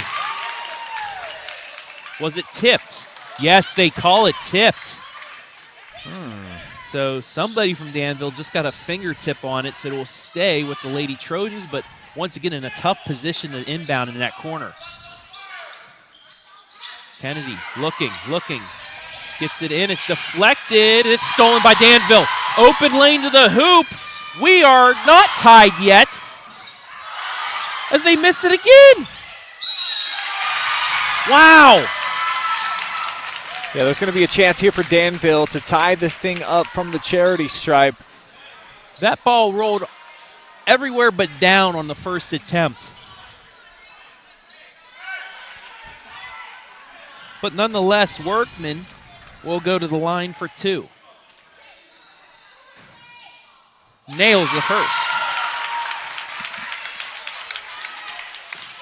Clutch shot right there, making up for the missed layup, but you got to have the second. We are now tied at 42. 20.8 seconds left. Glenn up to Shepard across the timeline. Now the Stowe, she's going to try a 3 off the back iron. Rebound to Danville. 11 seconds and a foul. I think it was a timeout actually taken by the Danville bench. I saw the referee put the fist up like it was a foul, but we're going to get a full timeout. Thank you for that correction, Brian. And Danville, the end of this game could not have worked out any better for you. You've got the ball. You've got adequate time, 11 seconds to get down and get a shot that you want. The shot selection for Centerburg to try to go ahead, you just needed 2. I don't understand that three-pointer there, but that's been a problem here at the end of this 4th quarter for them. Just figuring out when to actually take a shot and then what shot to take. So Danville, they do have a timeout left. So if in case they cannot get this in, they still have a timeout. They will be shooting a 1-and-1 on the next foul. Centerburg, if they were to get fouled, they will be shooting 2 the rest of the way. 42-42, but would you have it any other way, Brian? Every girls basketball broadcast I've done, this is the 3rd. The other 2 have gone to overtime. Because why not? Early on. This is KMACtion, my friend. I know for a lot of our viewers out there that are just looking to be entertained that they're definitely down for overtime. Blue Devils fans would rather see a victory here on a game winner at the Horn. 10.9 seconds left. Centerburg in their 1-2-2 press. Inbounds the Hess. Over to Proper. It's stolen by Shepard. 6 seconds. 5. Kicks it back up. But her foot was on the line. Out of bounds. However, it takes a good 6 seconds off. And we'll reset back to where we were after the timeout. Just the toe was on the line. 3 seconds, 2, 1, puts it up at the buzzer. No good, but coach will call a timeout with .3. We'll see if the referees put any time back on the clock. If not, this is one of those tip and release plays. And they will put 1.5 back on, so that's enough for a catch, dribble, and shoot. What does Coach Proper draw up here, Ryan? Probably want to get some type of a back screen or something that's headed towards the basket. That way you have to put them in a situation where when you're lobbing it in there, there's possibility for a foul or for you at least to have a better look, point-blank range. If you can pull it off, that's probably going to be the play design, but there's always a bailout, someone maybe leaking to the corner that you can get a three-point shot, something from. That way you don't come up empty-handed. Also, try and throw it in, maybe force Centerburg to foul you. Centerburg here, they just got to stay straight up and down. And now Coach Glenn is going to call a 30-second timeout, and the chess moves continue. Yeah, he saw the box set up there, and now he wants to evaluate what do we think they're going to do. And I think the ultimate chess move always is, do you elect to continue to go with that same setup if you're Danville, or now that there's this second opportunity to discuss things, do you come out with a new look, maybe have somebody start in a different place and run the same play? That's the beauty of coaching, and especially late game coaching. It makes it so much fun to watch. I think it really is. I think a chess match is the best way to kind of equate it. So Danville once again will inbound on the sidelines about a quarter away from the hoop. 42-42, our first tie since 1919.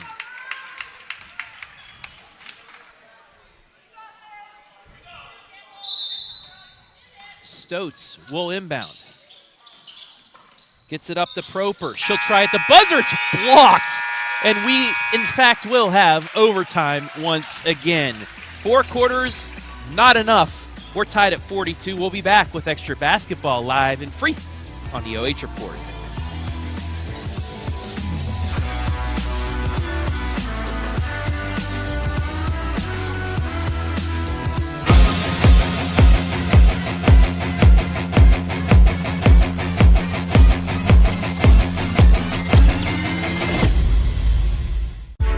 You have better things to do than to job hunt or scramble to find your next great hire. So let Spherion do it. We say local is our superpower because we live and work where you live and work. We know the Mid-Ohio job market, and we're locally owned. So you won't find a partner who's more engaged and literally invested in your success. If you're ready for something better, start with Spherion. Visit us online at midohiojobs.net or call 419-747-7479. At the Keelbuck Savings Bank, you can expect great products and service from a fellow Knox County Chamber member. Now offering premier card processing solutions and services, ensuring the business owners understand their credit card processing fees. We have a wide selection of card processing solutions that provide lower fees, faster payment, additional security, exceptional marketing features, and help to improve your business operations and customer experience. 32 minutes, not enough, so we'll play 4 more. And Danville takes the lead. Their first lead since the first half. Ella Proper unable to hit the shot at the buzzer, but hits the first shot of overtime. It's 44-42. Travis Berardi alongside Brian Skowronski here from Danville. And for the Devils, they had the run and play early on in the game. They built a big lead in the first quarter. They fell behind, and then at the end of regulation in that fourth and money time, they did what they needed to do to force this extra session, coming up with the big plays and just bringing defensively, I think, the energy that they needed. And here we are in overtime yet again, Trav. Like you said, 3 for 3, I think, with our girls' game so far. In the KMAC, at least. I don't think Upper Sandusky went against Harding. Yes, I think that's, the KMACtion. Run out, misses another layup, but doesn't get the rebound. It goes out to Centerburg after the miss by Shepard on the front end of the 1-and-1. And a steal. Hess to the lane. Scoop layup. Doesn't go, but she'll go to the line on the 4th foul by Avery Glenn. Centerburg opened up the season losing by 2 in overtime to Mount Vernon. We then had that Cardington-Fredericktown game earlier this week that went OT. And now to finish off the week. Hess, second free throw, no good, missed both. Centerburg with the rebound. Yes, they'll get it.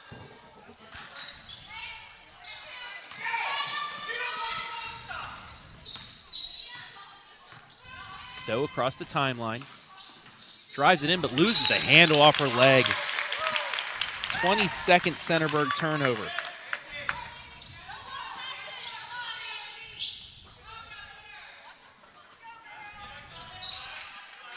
Lady Devils break the full court press and get it across the timeline. Nice passing layup shot, good.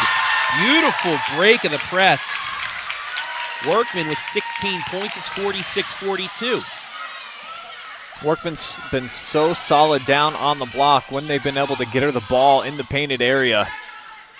And now the Devils starting to feel themselves a little bit here, getting out, creating a missed shot. Now they got a chance to take a stranglehold on this game. Would really like to see them take their time on this possession. No need to rush.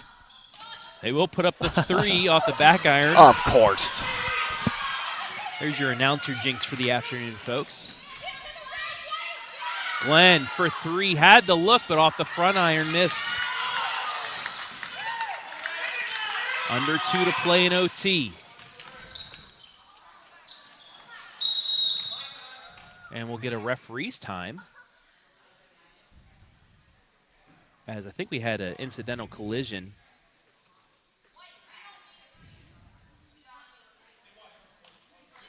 Proper might have taken an elbow or an incidental elbow or head-to-head right to the temple, it looks like. She will check out, and Danville will restart.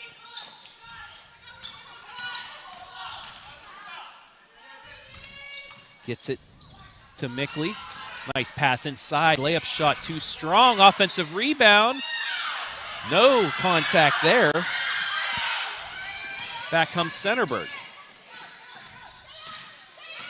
Johnson into the corner. Stowe loses the handle, though. Too strong.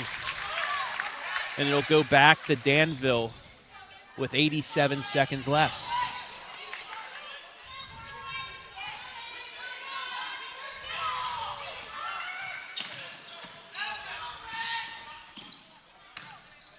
Working it inside, layup shot, yes, and one. Workman again. And that quite possibly could put a stranglehold on this one. Definitely putting yourself in the driver's seat for our KCH player of the game. Workman making all the big plays here down the stretch, including that N1 and capping it off. 7-point differential. And little time here for the Trojans to try to claw their way back in. And that's actually the 5th foul on Clara Johnson. So even more problems for the Lady Trojans now, as both Larimore and Johnson will have to watch the rest of this game from the bench. Largest lead of the game coming in overtime now for Danville. They're up 7.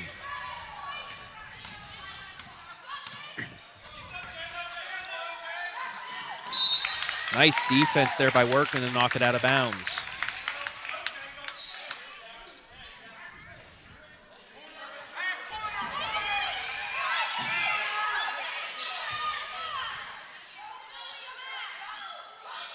Shepard was all alone in the corner, but it was the opposite end of where the ball was inbounded.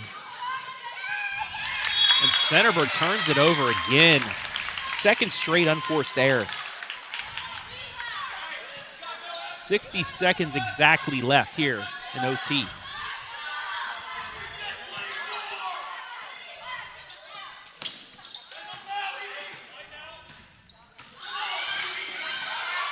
Hess across the timeline. She'll get fouled. She'll go to the line for 2 shots.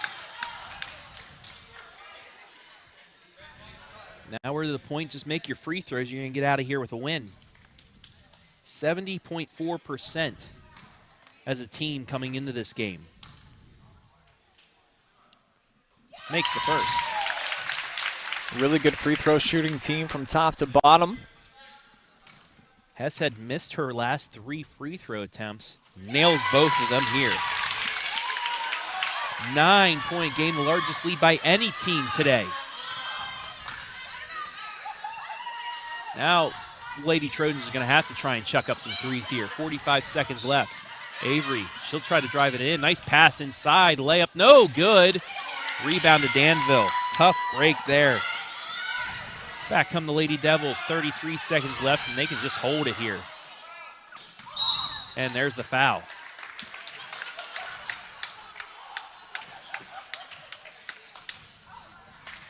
So the Lady Devils going to pull out the victory here to get win number 1 in the KMAC. And it's going to be such a great chase, I think, for the conference title. Every win is going to be valuable. No true front runner, we don't think anyway, this season. Mount Gilead may be the favorite. Danville definitely in the mix as well. Shepard gets it over the Stowe. 15 seconds left. Works it inside, turns it over again. 25th turnover on Centerburg. And that'll all but do it. Across the timeline is Workman. She will hug the basketball, and that will do it.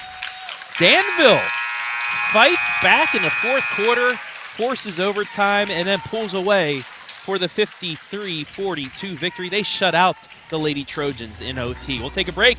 Be back with our Knox Community Hospital MVP stats and much more. You're watching High School Hoops live and free KMAC style on the OH Report.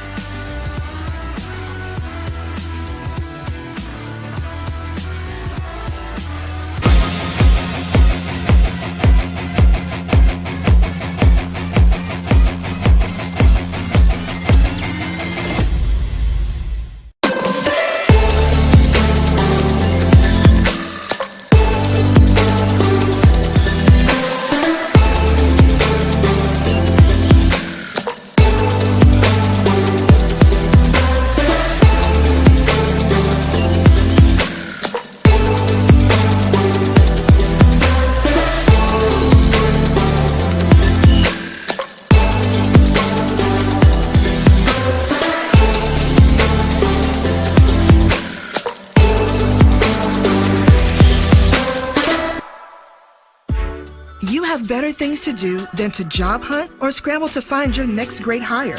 So let Spherion do it.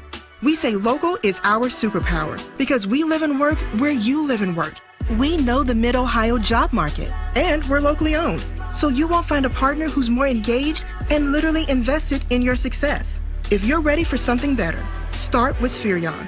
Visit us online at midohiojobs.net or call 419-747-7479. At the Keelbuck Savings Bank, you can expect great products and service from a fellow Knox County Chamber member. Now offering premier card processing solutions and services, ensuring the business owners understand their credit card processing fees. We have a wide selection of card processing solutions that provide lower fees, faster payment, additional security, exceptional marketing features, and help to improve your business operations and customer experience. You know you gotta climb higher.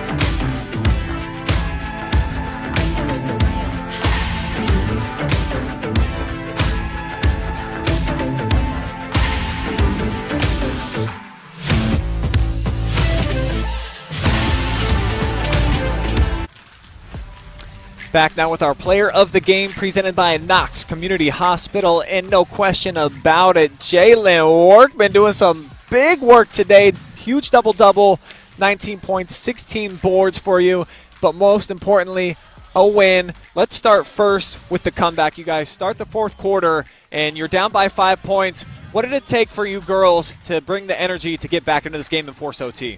We just wanted it more. We had a sense of urgency after halftime. We started the fourth quarter with we wanted it, and so we talked at halftime, and we came out, and we just wanted it. You guys were able to foul out Larimore. How much did that open things up for you in the painted area, because you kind of dominated towards the end of the fourth and then in OT? A lot, because we don't have that much height on our team, so to take some of their height away, it helps a lot. And then defensively for you girls, you actually shut out Centerburg in that overtime period. Did it feel like you were stepping up defensively and just making all the plays that you needed to? Yeah, we were in help side a lot, and it was just we were all helping each other out with whoever was driving. We were stopping them, so it was good. You lost a little bit of a heartbreaker in your KMAC opener against Mount Gilead. I imagine this has to feel really good to come back and get a win over Centerburg and get win number 1 in the league, yeah? Yeah, it does. What were you discussing in the locker room? What was a lot of the point of emphasis that Coach just broke down for you girls? We had a good sense of urgency the last 7-8 minutes of the game, and he's proud of us. So for this team, you're having to replace a handful of seniors that won a district championship a season ago. What were some of the expectations that you set for yourself, and what are some standards that you're trying to meet? I'm trying to get a lot of rebounds. As a team, we just have a lot of roles to play and leadership roles to fill, and it's just going to take a lot this year, but I think we can do it. And definitely I would say that you're at the forefront of that, one of the veterans on this crew. So how much do you put on your shoulders to make sure that you're not just a good teammate out there, but maybe outside of the court too, that you're just a good role model overall for this squad? Yep. Try to be helpful outside, teach them how to kind of play the game, and just be positive. Well, congratulations. You get a win, and it's an early start time too, 1 o'clock. What are your plans for the rest of the Saturday? How are you going to spend it? Go home, hang out with family. That's what it's all about this time of year. If you want to give a shout out now to anybody who might be watching at home, take it away. I would like to give a shout out to all my friends and family and all the fans. Thanks for coming out and supporting us. All right, that's Jaylin Workman, our Knox Community Hospital MVP. Really appreciate the time. Thank you. All right, Jaylin's going to hand off now over to Travis, and we'll bring KMAC Trav back into the fold here as we welcome you inside our Kilbuck Savings Bank post-game show. And, 3 for 3 with KMAC teams in overtime, Brian. What a game this was. A lot of turnovers.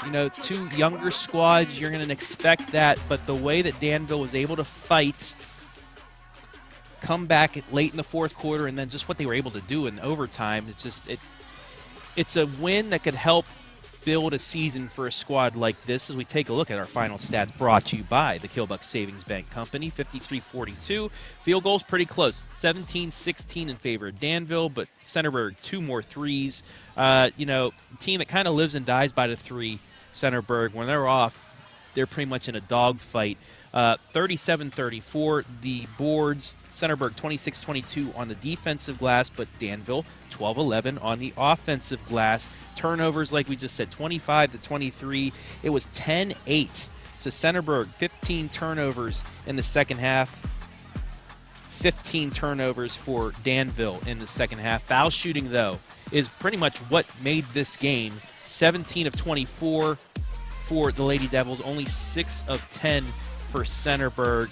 And you were talking about it in the MVP interview. Once Larimore fouled out, that really changed the complexion of the last part of the fourth quarter as well as overtime, as they really weren't able to get anything going, especially when, Avery Glenn, only 3 points, and Kennedy Glenn as well, both only hitting 1 shot for 3 points. Those are your double-digit scorers along with Larimore. They were able to pound it inside the paint to Workman once Larimore checked out, and our MVP talks about that. They don't have a ton of size, so when you can check out a girl that's the tallest in the game for either side, you're able to start attacking a little bit differently. They're able to take advantage of that. And then in the overtime session, you got to credit Danville definitely for making some shots, salting this game away from the free throw line. But for the Trojans, they came unglued a little bit. They had multiple turnovers, bad shot selection at the end of the fourth quarter. So if you're going to go back and you're going to break down the film, I think you can really only take that thumb and point it at yourself if you're the Trojans in terms of why they ended up losing this game. They had some great opportunities to ice it at the end of the fourth quarter, took a couple of ill-advised threes, and then the turnovers here in the overtime session really cost them. So big ups to Danville. And to your point about making or breaking the season, I think you look on the other side for a team like Centerburg, who's down quite a few girls. This could have been a huge game for them to win on the road, and then you're back to full strength, coming back and playing in the friendly confines for your next game. So this not a breaking game by any means for Centerburg. There's a long way to go, and they've got a few girls that were unavailable tonight. I just felt like this is one that you could have felt really good about if you won and you were the Trojans today. All right, let's take a look at final scoring individually. First for Centerburg, they were led by Kayla Larimore, 17 points. Evie Stowe and Clara Johnson finished both with 6. Shepard finishes with 4. Joyner, Glenn, and Glenn both with 3 points. As for Danville, they were led by Workman, 19 points. 17 in the second half in overtime. Talk about really stepping up there in the second half. Addison Mickley, 12 points. Ella Proper, 8. Kylie Hess with 7. Jaylin Smith with 4. Grace Groenberg with 2. And Brogan Stutz with 1. Score by quarter, Danville 14-13 in the first. Centerburg in a very low-scoring defensive second quarter, 6-5, 19-19 at the break. Third quarter, Centerburg with a 5-point advantage, 12-7, but Danville late answers with the 5-point run to make it 42-42 after regulation, and then the 11-0 run in overtime to win it 53-42. That puts Danville back to 2-2, overall 1-1 in the KMAC. Centerburg dropping to 1-3, 0-2 in the KMAC. Coming up for both teams. For Centerburg, next Saturday, both teams get a week off. Centerburg next Saturday at Mount Gilead, so getting another one of those teams at the top of the standings, while Danville takes on the 5-time defending KMAC champion Cardington on the pirate ship. Also, next time we'll be live and free will be Monday afternoon. The podcast live on Facebook and YouTube. Make sure to tune in. But that'll wrap things up here from Danville, Ohio. I want to thank everybody that helped make things possible today. Brian Skowronski, color commentary, and camera operator Adam Thompson on the ones and twos, as well as audio and video design. Our sponsors, Lashley Training Center, our scoreboard sponsor, Killbuck Savings Bank, pre-halftime, post-game sponsor, Knox Community Hospital, our replay and MVP sponsors, Spherion Mid-Ohio, our commercial sponsor, as well as the Killbuck Savings Bank. I want to thank everybody back at DOH Report, DS Media Productions, Jory Hollenbeck, Aiden Gray, the fine folks here at Danville High School for allowing us to bring you this game live today, and most importantly, we want to thank you, the fans, for watching. Danville with the 11-0 run in overtime defeats Centerburg 53-42. For Brian Skowronski, I'm Travis Berardi saying so long, Danville.